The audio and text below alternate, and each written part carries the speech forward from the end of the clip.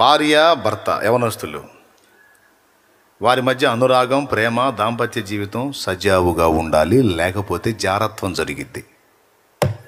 మళ్ళీ చెప్తున్నా, ఓపెన్గా చెప్పలేను, ముసుగులో చెప్తే అర్థం చేసుకోండి. భార్య భర్త మధ్య ప్రేమ అనురాగాలు యవనస్తులైతే వారి మధ్య దాంపత్య జీవితం, అనురాగం అన్నీ క్రమంగా ఉండాలి. ఒక్కొక్క అక్క బయలుదేరేద్ది భక్తి. భర్త కొంచెం లేట్ అవుతున్నట్టుంది, నువ్వు కాస్త ఎక్కువగా ప్రార్థనలో గడుపుతున్నట్టున్నావు, మరీ 1 గంట అవుతుంది, 12:30 అవుతుంది, కొంచెం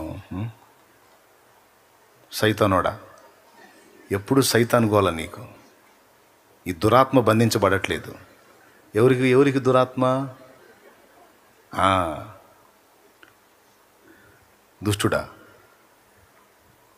అమ్మాయి, నేనేం అనలేదు, కొంచెం నీకు నిద్ర ఉండట్లేదు, కాస్త నిద్ర బొమ్మని చెబుతున్నా. నా నిద్ర నాకు తెలుసులే, దేవుడి పని ఆపేది దెయ్యమే అంటే ఇప్పుడు ఎవరు? ఇక నోరు మూసుకోవటం, ఇక మళ్ళీ నోరు తిరగటానికి లేదు.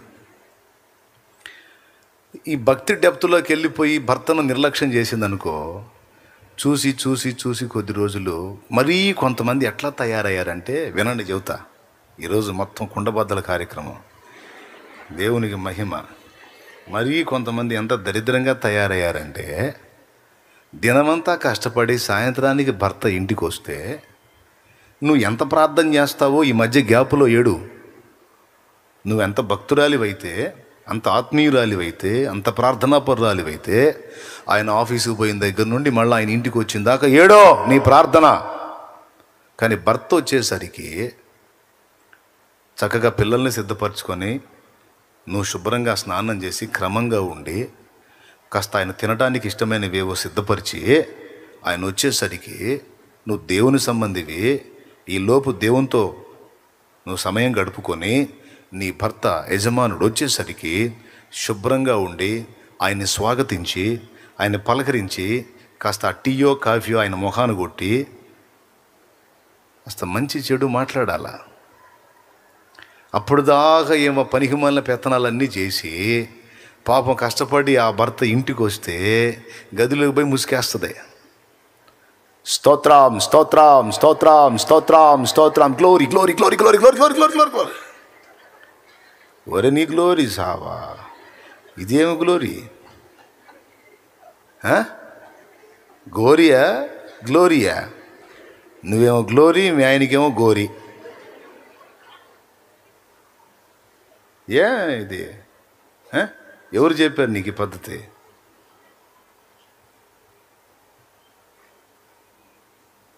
ఇప్పుడు కొంతమందికి ఆత్మలో మండిద్ది.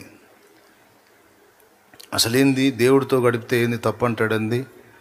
మళ్ళీ చెప్తున్నా, మైండ్ దగ్గర పెట్టుకొని నేను చెప్పేటప్పుడు, దేవుడితో గడిపితే తప్పని ఇవ్వడంలా నేను అల్లా. మంచే, దేవునితో గడపటం మంచే, కానీ ఇంటి వారిని నిర్లక్ష్యం చేస్తే అవిశ్వాసి కన్నా చెడ్డవారు. మరి దాని సంగతి ఏంది? అది దేవుడే రాయించింది. మరి నీ బిడ్డల సంగతి ఏంది? భర్త సంగతి ఏంది? వాళ్ళకి జరగాల్సిన న్యాయం జరగొద్దా? వాళ్ళ బాధ్యత నెరవేర్చవా? ఇంటినేమో సైతానికి అప్పచెప్పి లోకాన్ని ఉద్ధరించుదామని బయలుదేరా భక్తురాలా?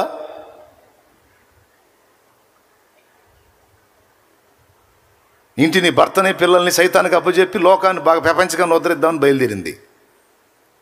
జాగ్రత్త. నువ్వు భక్తి బాగా డెప్త్లో ఉన్నాను, బాగా లోతుగా ఆత్మీయతలోకి వెళ్ళిపోతున్నానని నువ్వు బాగా మంచిగా దేవుడు ఓకే, దేవుడు మంచిది, కానీ ఆ మంచి ఇంకా ఎక్కువ చేసి అతి చేసి సైతాను గాడు మంచిది, ఎక్కువ గడుపు, ఇంకా అక్కడే ఉండు, తలుపులు తీయొద్దు, తలుపు కొట్టేవాడు సైతాన్, తీయొద్దు, అక్కడే ఉండు. చూస్తాడు, ఇక ఎప్పుడు కొట్టాడు తలుపు, ఇక ప్రశాంతంగా ఉంటాడు. ఇక ఏందండి అసలు ఏంటి, నన్ను ఏం పట్టించుకోవట్లేదని ఎప్పుడన్నా నువ్వు పలకరించావు అనుకో, ఎందుకమ్మా నువ్వు దేవుళ్ళలో బాగా డీప్గా ఉంటావు, నేను ఎందుకు పాడు చేయటం అని నేను కదిలించి తలుచుకోలేదు అమ్మాయి. అసలు వదిలేసి ఊరుకున్నాడు, అసలు పలకరించట్లేదు, కదిలించట్లేదు అంటే అర్థమైందా ఏం జరుగుతుందో? యేసు రక్తమే జయం.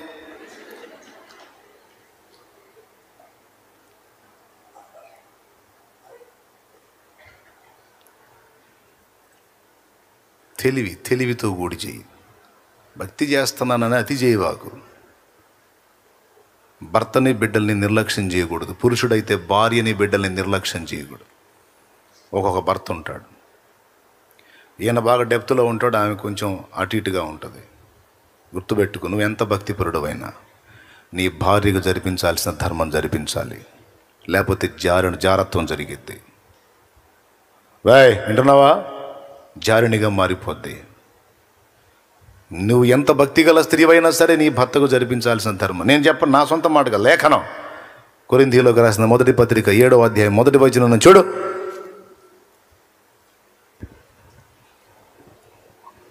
మీరు వ్రాసిన విషయము స్త్రీని ముట్టకుండట పురుషునికి మేలు అయినను జారత్వములు జరుగుచున్నందున ప్రతి వానికి సొంత భార్య ఉండవలెను, ప్రతి స్త్రీకి సొంత భర్త ఉండవలెను. భర్త భార్యకును అలాగుననే భార్య భర్తకును వారి వారి ధర్మములు నడుపవలెను. భర్తకే గాని భార్యకు తన దేహము పైన అధికారము లేదు, అలాగున భార్యకే గాని భర్తకు తన దేహం పైన అధికారము లేదు. ప్రార్థన చేయుటకు మీకు సావాసము కలుగునట్లు కొంతకాలము వరకు ఉభయుల సమ్మతి చొప్పుననే తప్ప ఒకరినొకడు ఎడబాయకుడి. మీరు మనస్సు నిలపలేకపోయినప్పుడు సాతాను మిమ్మల్ని శోధింపకుండానట్లు తిరిగి కలుసుకునుడి. ఇది పెద్ద నేనేం వివరించాల్సిన అవసరం లేదుగా. 2 రోజులు ఎంత పెద్ద చెప్పండి. 3 నోరు తెరవరేమండి. ఇళ్లలో బజార్లు బయలు పెట్టేట్టు అరుస్తారు. ఇప్పుడే నోరు తెరవలేంది అసలు? చెప్పండి గట్టిగా. 4 2 ఏళ్ళు ఎంత? 2 3. ఇది ఎంత క్లియర్గా నీకు అర్థమైందో ఇప్పుడు చదివింది కూడా అంతే అర్థమైద్ది.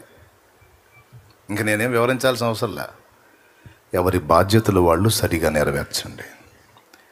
ఆ బాధ్యతల తర్వాత నువ్వు భక్తి. పొద్దున్నేలే 4ంటికి లే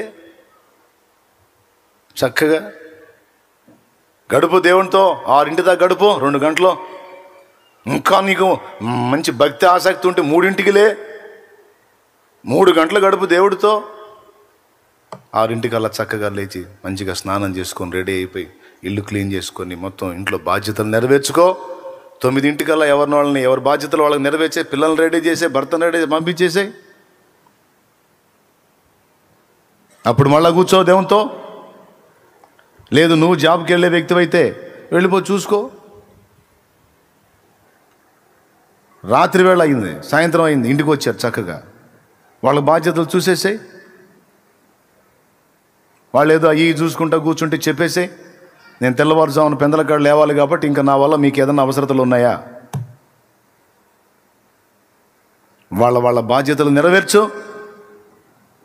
పో దేవునితో కాసేపు ప్రార్థన చేసుకో, పెందలాడి పండుకో. నైట్ ఏమో కళ్ళు పోయిందాక, మసకలు వచ్చిందాకా ఆ సెల్లు పెట్టుకొని చూసి చూసి చూసి చూసి నిద్ర వస్తుంటుంది. అయినా సరే ఇదిలిచ్చుకొని చూసి చూసి చూసి చూసి 12ంటికి నిద్రపోతే 7ంటికి లేచిద్ది అమ్మగారు. అయ్యగారు అయితే 9ంటికి లేగుతాడు. కొంతమంది అప్పుడు లేచి హడావుడి చేస్తుంటారు. అంత అవసరం ఏముంది? ఇప్పుడు మొన్న 7 రోజులు సెల్లుకు దూరంగా ఉపవాసం పెట్టాను. ఇప్పుడు నాకు తెలిసి మళ్ళీ మొదలుపెట్టుంటారు. మళ్ళీ మొదలుపెట్టుంటారు చిన్నగా. అట్లొద్దు. ఇప్పుడు ఈ దరిద్రం ఎట్లా తయారైంది? మన చిన్నతనంలో ఎట్లా ఉంది? ఏ జాములు లేసి ఆడవాళ్ళు పనిచేశారు ఇళ్లలో. ఇప్పుడు ఏ జాములు లేస్తున్నారు? పల్లెటూళ్ళలో కూడా దరిద్రంగా తయారైంది. ఇప్పుడు పల్లెటూళ్ళల్లో కూడా 6 దాటంది లేవట్లా. నా చిన్నతనంలో పల్లెటూళ్ళలో నేను పాలు పట్టా. పల్లెటూళ్ళల్లో పాలు పట్టి టౌన్లో పోసేవాడిని. ఆ పాలకు పోయినప్పుడు ఎన్ని గంటలకు పోయేవాడిని తెలుసా? 3ంటికి లేచేవాడిని. నైట్ ఎన్నింటికి పండుకునేవాడిని తెలుసా? 7:30 8 కల్లా మొత్తం పల్లెటూరు మాటు మణిగేది. ఇంకా బజార్లో మిట్టి తిరుగుతాడు, నన్ను బలసేద్దామని ఎవడు ఉండడు, అందరు తలుపులు వేసుకుని నిద్రపోతుంటారు. ఎన్నింటికల్లా? 8 కల్లా క్లోజ్. 9 10 11 12 1 2 3 7 గంటలు 3ంటికి లేచేవాళ్ళు. మళ్ళీ చెప్తా, 8 పండుగ 9 10 11 12 అప్పటికి 4 1 2 3 3 గంటలు. ఎన్ని గంటలయా?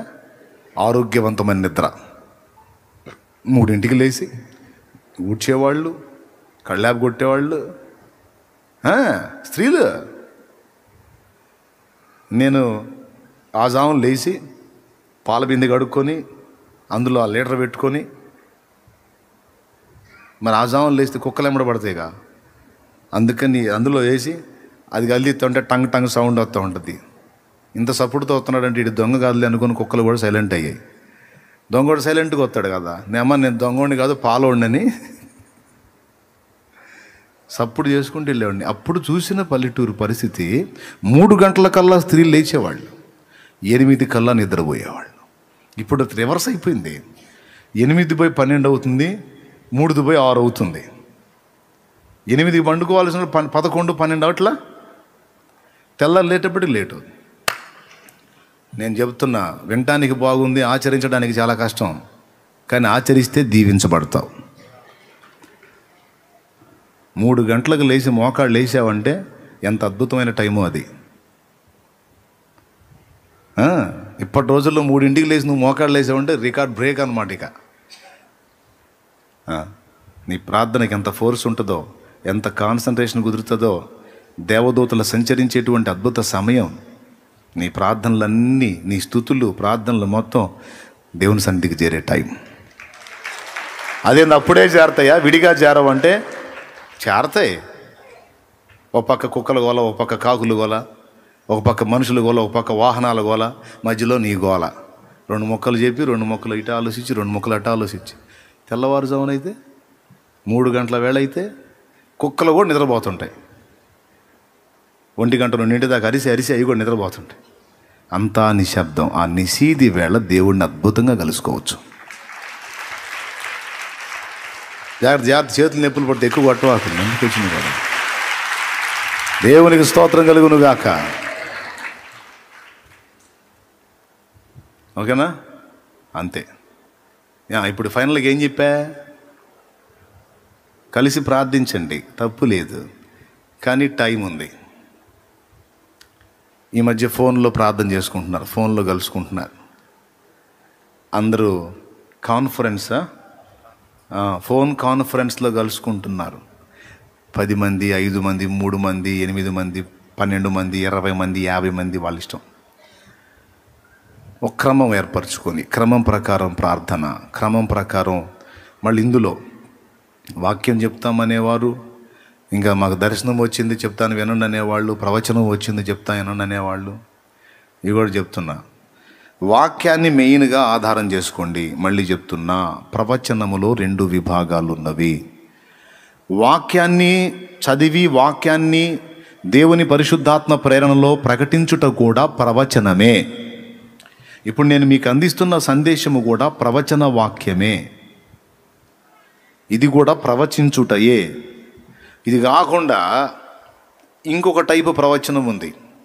అది అగబు అనేటువంటి దైవజనుడు పౌలు యొక్క నడికట్టు తీసుకొని తన చేతులు బంధించుకొని, ఈ నడికట్టు గల మనుష్యుని యెరూషలేములో బంధించి అన్యజనుల చేతికి అప్పగింపబోతున్నారని ప్రవచించాడు. అది భవిష్యత్ ప్రవచనం.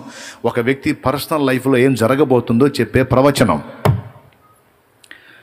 అది అగబు అనేటువంటి దైవజనుడు ప్రవచించాడు. ఇది ఒక టైపు ప్రవచనం అన్నమాట. ఇప్పుడు ఈ టైపు ప్రవచనాలు ప్రవచించే వ్యక్తులు కొంతమంది రన్నింగ్లోకి వచ్చారు. వాళ్ళకు కొంతమంది కనెక్ట్ అయి ఉన్నారు. ఈ టైపు ప్రవచనాలకు కొంతమంది కనెక్ట్ అయి ఉన్నారు. కొన్ని వాళ్ళు చెప్పిన ప్రవచనాలు జరిగినప్పుడు ఇక అన్నీ వాళ్ళు ఏది చెబితే అదే జరిగింది అన్నట్టు ఫిక్స్ అయిపోయి కాపురాలు పోగొట్టుకున్న వాళ్ళు కూడా ఉన్నారు. కాపురాలు పోగొట్టుకోవటం ఏమిటి అంటే, భార్య భర్త ఇద్దరు పోయి దేవుని సన్నిధిలో అక్క ముందో లేకపోతే అన్నం ముందో కూర్చున్నారు. ఈ ప్రవచించే అక్క ముందో అన్నం ముందో కాసేపు భాషలో మాట్లాడి ఇక దేవుని వాక్కు బయలుదేరినట్టుగా ఆమె ఏమతో సమాధానంగా ఉన్నంతసేపు ఫేవర్గా ప్రవచనం అనమాట. దేవుడు నిన్ను అద్భుతంగా ఆశీర్వదించబోతున్నాడు, నీకు ఆ పక్క నుంచి ఎంత సొమ్ము రాబోతుంది, ఈ పక్క నుంచి ఎంత సొమ్ము, దేవుడు మాట్లాడుతున్నాడు. హల్లెలూయా. వీళ్ళ సొమ్ము గురించి ఇప్పుడు పరిశుద్ధాత్మ భారం కలిగి ఉన్నాడు అన్నమాట. సరే పక్కన పెడదాం. అర్థమైందా? వీళ్ళకి ఏ పక్క నుంచి సొమ్ము రాబోతుందో ఆ విషయంలో పరిశుద్ధాత్మ మంచి తీవ్రత కలిగి ఉన్నాడు. అందుకే దాని విషయంలో అంతసేటు దేవుడు మాట్లాడుతున్నాడు అన్న. ఇప్పుడు వాళ్ళకు అనుకూలమైన విషయాలు ప్రవచించినప్పుడు ఎవరికైనా ఆశే కదా, అబ్బా దేవునికి స్తోత్రం, దేవుడు ఇలా దీవించబోతున్నాడు ఏమని కనెక్ట్ అవుతారు కదా. మంచిగా కానుక ముట్టిద్ది, కనెక్షన్ బాగుంటుంది, టోటల్ సూపర్. కొద్ది రోజుల తర్వాత వీళ్ళది నిర్లక్ష్యం చేశారనుకో, ఎవరైతే ప్రవచించే ప్రవక్తి ఉందో లేదా ప్రవక్త ఉన్నాడో వీళ్ళని సదరు వ్యక్తి నిర్లక్ష్యం చేశారనుకో, అప్పుడు రివర్స్ ప్రవచనాలు ఓపెన్ అవుతాయి. ఓ నా కుమారి, హల్లెలూయా, దేవుడు మాట్లాడుతున్నాడు, నీవు రహస్యముగా జరిగించు పాపము దేవునికి తెలిసేవను, హల్లెలూయా, పరిశుద్ధాత్మ నిన్ను హెచ్చరిస్తున్నాడు, నీ పాపమును మానేయ్. భర్త అనుమానంగా చూసే, కుమారి అంటే నువ్వే కదా, ఓ నా కుమారి అన్నది ఇప్పుడు మన ఇద్దరే ఉంది, నేను కుమారుణ్ణి, నువ్వెవరి, మన ఇద్దరితో ఇంతవరకు ప్రవచించింది మన ఇద్దరికేగా, ఇన్ని ప్రవచనాలు జరిగినాయి కదా, ఇప్పుడు ఎందుకు నీ గురించి దేవుడు ఎట్ట చెప్పాడు? నేనేం ఎరగనండి. విషయం ఏంటంటే ఆమెకేం ఒక పడట్లా, ఆమె మీద రివర్స్ ప్రవచించింది. ఇంటికి తీసుకెళ్ళి తలుపేసి ఫుల్ కోటింగ్, చెప్పు ఏం జరిగింది, ఎక్కడ ఏం తప్పు చేశావు. నేను ఏం ఎరగనండి, నాకు తెలియదండి ఆమె ఎందుకు అట్లా ప్రవచించిందో. అరే ఆమె ప్రవచించడం ఏంది, ఎన్నోసార్లు నువ్వే చెప్పావుగా నాకు ఆమె నుంచి దేవుడు మాట్లాడుతున్నాడని, ఆయన నుంచి దేవుడు మాట్లాడుతున్నాడని, మళ్ళీ ఇట్లేంటి? కాదండి ఆమె ఈ మధ్యకాలంలో కొంచెం శోధించబడుతుందండి, ఏదో దురాత్మ అని. ఆహా, అంటే నీకు అనుకూలంగా చెప్తేనేమో దేవుని ఆత్మను, నీ రహస్యాన్ని బట్టబయలు చేస్తే దురాత్మ. చెప్పవే, చెప్పు. నేను చెప్పేది బ్రతుకు సత్యాలు, అనుభవించిన వాళ్ళ గాథలు విని చెప్తున్నా. ఎంతమంది ఉన్నారు లైన్లో? అందరూ వినండి, బుద్ధి తెచ్చుకోండి, జాగ్రత్త పడండి, అతి చేయవాకండి. నీ పట్ల ఎవరన్నా ఒక ప్రవచనం పలికితే, దేవుడు పలికిస్తే స్తోత్రం అనుకో, కానీ దానికంటే ముఖ్యంగా దేవుని వాక్కు మీద ఆధారపడు. దేవుని వాక్యము, ఇంతకంటే శ్రేష్టమైన దేవుని వాక్యము మనకున్నది. ఇక్కడ మోసపోం, ఇక్కడ కూడా బ్యాలెన్స్ మిస్ అయితే తేడా పడతాం, కానీ వాక్యానుసారంగా మనం అడుగులేస్తే దెబ్బతిన్నాం. ఇప్పుడు ఏం జరిగింది? కాపురం పోయిద్దా పోదా? ఇప్పుడు వాడికి ఎవరు చెప్పినా వింటాడా? దేవుడు చెప్పాడే, నీ బతుకు దేవుడు చెప్పాడు. నాకు అనుమానంగానే ఉంది, వాడు వస్తున్నాడు కదా, వాడు ఎవడో ఆమెకు కూడా తెలియదు. నువ్వు అప్పుడప్పుడు సెల్లు మాట్లాడుతుంటే నాకు డౌట్ వస్తానే ఉంది. ఈరోజు దేవుడు ఆ ప్రవక్తరి ద్వారా బయలుపరిచాడు నీ బతుకంతా. చెప్పు అంటాడు, కొడుతుంటాడు, చెప్పు అంటాడు, కొడుతుంటాడు. ఈ అనవసరంగా పోయి మనుషులకు దాసులు కావద్దు. ఏం చెప్తున్నా? నోరు తెరిచి చెప్పండి, పెద్దగా చెప్పండి. కొంతమంది ప్రవక్తలు ఉంటారు, వాళ్ళకి ఫేవర్గా ఉన్నంత వరకు మంచిగా మాట్లాడతారు, తర్వాత వాళ్ళకి ఏదైనా ఇబ్బంది కలిగిస్తే శాపం రాబోతుంది మీ ఇంటి మీదకి అంటారు. ఈ వణికి సత్తారు వీళ్ళు. ఇట్లాంటి పనికి మాలిన మాటలు నమ్మొద్దు. హేతువు లేని శాపం తగలకపోవును. కొంతమంది బెదిరిస్తుంటారు అన్నమాట. నన్ను ఇలా అన్నావు, నీ గతి ఏమైద్దో చూడండి. ఇలా లేదు, అలా లేదు. వాక్యానికి భిన్నమైన మాట వచ్చినా, క్రియ వచ్చినా పట్టిడవలసిందే. ఎంతమంది వింటున్నారండి? ఓకేనా? మంచిది, మంచిది. ఏది చెప్పినా జరిగిద్ది, ఏది చెప్పినా సత్యమే అని దేవుని వాక్యాన్ని పక్కన పెట్టి ఒక మనిషి మాటకు కనెక్ట్ అయిపోతే ఎంత దెబ్బ కొట్టిద్దో చూడండి. చివరికి ఆ కాపురం పోయింది.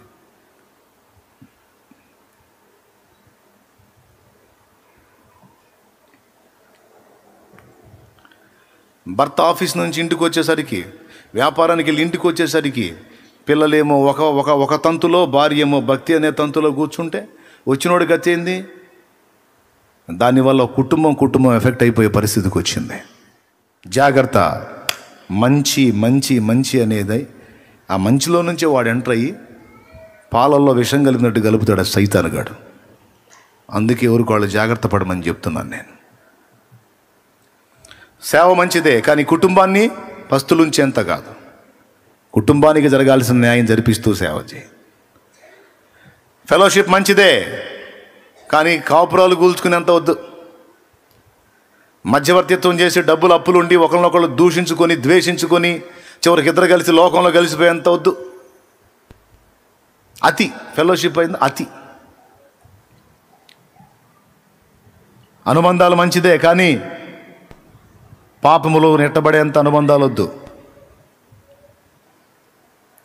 అన్న, చెల్లి, అక్క, తమ్ముడు అనుకుంటానే సమీపమై చొరవగా వ్యవహరించి చివరికి ఘోరమైన పరిస్థితుల్లోకి వెళ్ళినటువంటి వ్యక్తులను ఎంతోమందిని మనం గమనించున్నాం లోకంలో.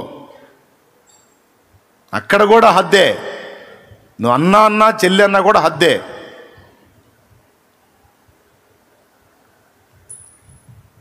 దాన్ని ఆధారం చేసుకుని అతి మంచితనంలోకి వెళ్ళి, అతి చొరవలోకి వెళ్ళి, మరీ సోషలిజంలోకి వెళ్ళి దాన్ని ఇంకో దారిలోకి తీసుకెళ్లకుండా జాగ్రత్త పడాలి. భర్తకు ఆహారం ఉండరు కొంతమంది, సేవ అని. పరిచర్య అండి. ఏం తింటాడు? గడ్డి తింటాడా? ఏమి తింటాడు? పరిచర్య అండి. పెట్టాలి, వండి పెట్టిరా. పోనీ మంచివాడైతే వేసుకొని తింటాడు. నా సంగతి నేను చెబుతున్నా, ఉన్నమాట చెబుతున్నా. ఆకలి అయింది, నాకు ఆమె వచ్చి అన్నం పెట్టాలా, నా భార్య అన్నం పెట్టాలా, లేకపోతే మహా చిరాకు నాకు. మరి నేను నా భార్య చేత ఆహారం తినాలనే ఆలోచన నాకున్నప్పుడు నా ఆత్మీయ బిడ్డలకు కూడా ఉంటుందిగా, ఆత్మీయ కుమార్తెలు, కుమారులు. మరి వాళ్ళకు కూడా అలాంటి ఫీలింగ్ ఉంటుందని నేను ఆలోచించగలుగుతా. వాళ్ళకి అన్నాలు పెట్టకండి, రాండి ఎడకొచ్చి మీరు ఎడ చేయండి అనేది న్యాయం ఎట్టవుతుంది? లాగి తంతాడు దేవుడు. ఎరా నీకేమో నీ భార్య వడ్డించాలా? పరిచారకులు, విశ్వాసులేమో వాళ్ళ భర్తలు వదిలిపెట్టి వచ్చి పరిచర్య చేయాలా? పళ్ళు రాలుతాయి వెధవ అంటాడు. ఎవరికైనా ఒకటే న్యాయం. దేవునికి స్తోత్రం చెప్పగట్టిగా. హల్లెలూయా.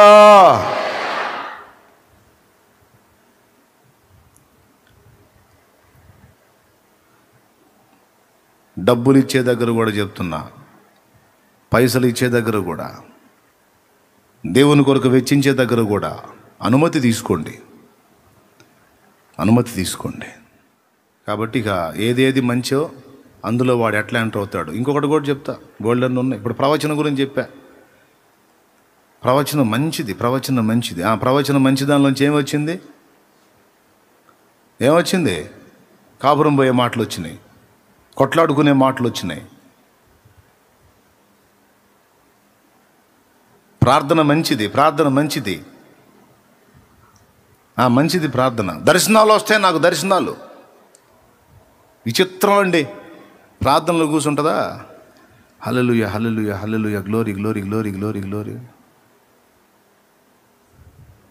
నిద్రపోయేది, ఆ నిద్రలో కళ వచ్చింది, ఆ కళను దర్శనం అనుకుంటుంది.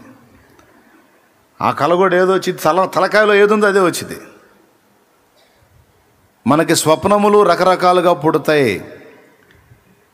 ఒక 3 రకాలు చెబుతా. 3 ఆవరణాలు ఉన్నట్టు నా చిన్నప్పుడు పాఠ్య పుస్తకాల్లో చదివి, ఐను ఆవరణం, స్ట్రాట్ ఆవరణం అని రకరకాల ఆవరణాలు ఉంటాయి. అట్లాగా 3 విధములుగా మనకు స్వప్నం పుట్టిద్ది. ఒకటి మన తలంపుల్లోంచి పుట్టిద్ది. మొంగమూరు దేవదాసయ్య గారు అంటారు, తలంపులలో లేనిది కలలోకి ఎట్లొచ్చే అంటాడు.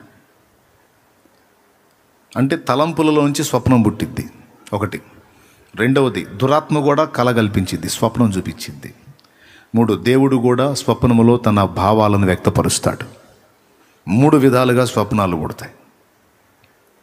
3 విధాలుగా. దేవుడు చూపించే స్వప్నం ఒక టైపు. దేవుడు కాపురాలు తీసే స్వప్నాలు చూపించడం. దేవునికి స్తోత్రం, హల్లెలూయా. కుటుంబాలను కూల్చే స్వప్నాలు చూపించడం. అట్లాంటి ప్రమాదాలు జరిగితే కాపాడుకునే స్వప్నాలు చూపిస్తాడు దేవుడు. మోకాళ్ళుని ప్రార్థన చేస్తుందా? ప్రార్థనలో ఏం కనపడద్దు అంటే భర్త పోయి ఎక్కడో వ్యభిచారం చేస్తున్నాడు కనపడుతుంటుంది. నేను మోకాళ్ళుని ప్రార్థన చేస్తుంటే నీ బతుకు మొత్తం చూపించాడు నాకు దేవుడు. ఏమనుకుంటున్నాను? పాప వీడేమో సస్తుంటాడు, ఆఫీసులో పడో లేకపోతే వ్యాపారం దగ్గర పడో నానా బాధలు పడి. ఏమొక దర్శనంలో ఏది మోకాళ్ళకి నిద్రపోయిందిగా, దర్శనం కాదు, స్వప్నం అని తెలియదు. స్వప్నం ఏదో దర్శనం ఏదో, ఏది ఎలా వస్తుందో, దేన్ని ఎలాగా మనం అర్థం చేసుకోవాలో, దేన్ని ఎలా విభజించుకోవాలో, దేన్ని ఎలాగా నిర్వచించుకోవాలో తెలియదు. నాకు ఇక ఏదన్నా రాని మొత్తం దేవుడే చూపించాడు, నాకు ఏదన్నా కనపడి మొత్తం దేవుడే చూపించాడు. ఎట్లా చూపిస్తాడు?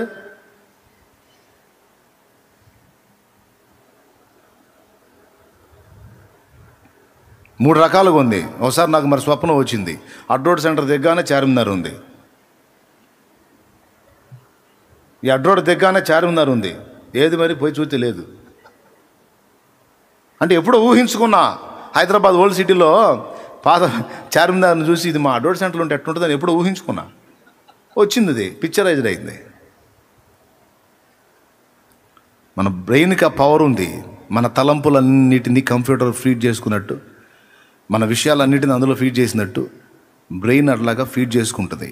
చేసుకొని కొన్నిసార్లు ఆ తలంపుల్ని పిక్చరైజ్డ్ చేసి చూపిస్తుంది.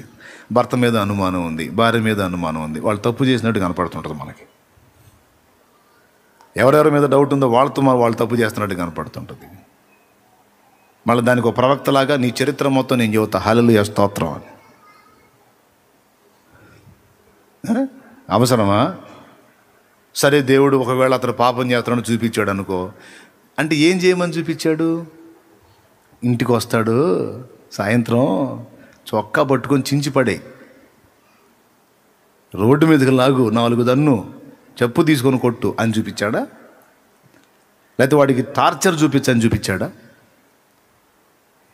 పురుషుడికని చెబుతున్నా, పురుషుడా నీకు దర్శనం చూపించాడు, నీ భార్యను టార్చర్ చేయమని చూపించాడా? నో. ఒకవేళ ఎవరైనా నీ సంబంధాలు కీడులో పడుతుంటే, పాపంలో పడుతుంటే, ఒకవేళ నీకు దేవుడు బయలుపరిస్తే, ఎందుకు బయలుపరుస్తాడో తెలుసా? వారు చెడిపోకుండాన్నట్లు వారి కొరకు ప్రార్థించు నిశ్శబ్దంగా.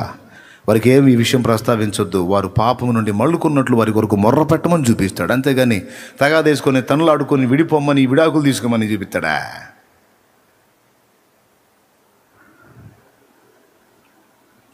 మంచి అనుకున్న దానిలో నుంచే సైతాన్ ఎలాగొస్తున్నాడో, ఏ విధంగా మనల్ని దారి మళ్ళిస్తున్నాడో చూడండి. జాగ్రత్త పడండి. సోషలిజం, సను భర్త లేనప్పుడు పరపురుషుడు ఇంట్లోకి వస్తే రానికూడదు, అక్కడే ఆపాల. ఏంది ఇట్టచ్చా, బాగుండవా, దా రా, శానాలకు వచ్చారా. ఇకారం, కొంతమంది ఇకారం అన్నమాట, ఇకారం. సోషలిజం. తెలివి కలిగి మసలుకోండి. ప్రేమ మంచిదే కానీ సమయం, సందర్భం, పరిస్థితి, స్థితిగతులు చూడండి. భర్త ఉంటే ఆయన ఆహ్వానించుకుంటాడు. పరులు ఇంటికి వచ్చినప్పుడు ఆతిథ్యం చేసేటప్పుడు కూడా ఒళ్ళంతా జాగ్రత్తగా స్త్రీ కప్పుకొని వడ్డించాలేదన్న. సాధ్యమైనంత వరకు పురుషులు అదంతా చూసుకుంటే బాగుంటుంది. పిచ్చి పిచ్చిగా ఎట్టబడితట్ట ఉండి పురుషుల ముందు ఇబ్బందికరంగా ఉండకుండా జాగ్రత్త పడాలి.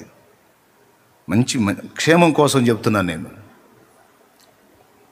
భర్త ముందు పరపురుషుల్ని పొగడటం కానీ, నేను చెప్తున్నా, నీ భర్త ముందు గుర్తుపెట్టుకో, మళ్ళీ చెప్తా, ఓపెన్గా చెప్తాను, నీ భర్త ముందు దైవజనుడిని కూడా నువ్వు కనపరిచి మాట్లాడడానికి లేదు. సేవకుడినే కదా, పరపురుషులను పొగుడుతుంటారు కొంతమంది. సినిమా హీరోల గురించి మాట్లాడుతుంటారు కొంతమంది భర్తతో. అసలు భలే స్మార్ట్గా ఉంటాడు కదా అంటే అర్థమైంది, ఓరి ఎదవా నువ్వు అట్ట లేవని. ఎవరిని? కష్టపడి తెచ్చేది భర్త, పోషించేది భర్త, వస్త్రం ఇచ్చేది భర్త, అన్నీ చేసేది భర్త. సినిమా హీరో స్మార్ట్గా ఉన్నాడా? సైతాన్ మొహం దానా అనాలనిపించింది నాకు.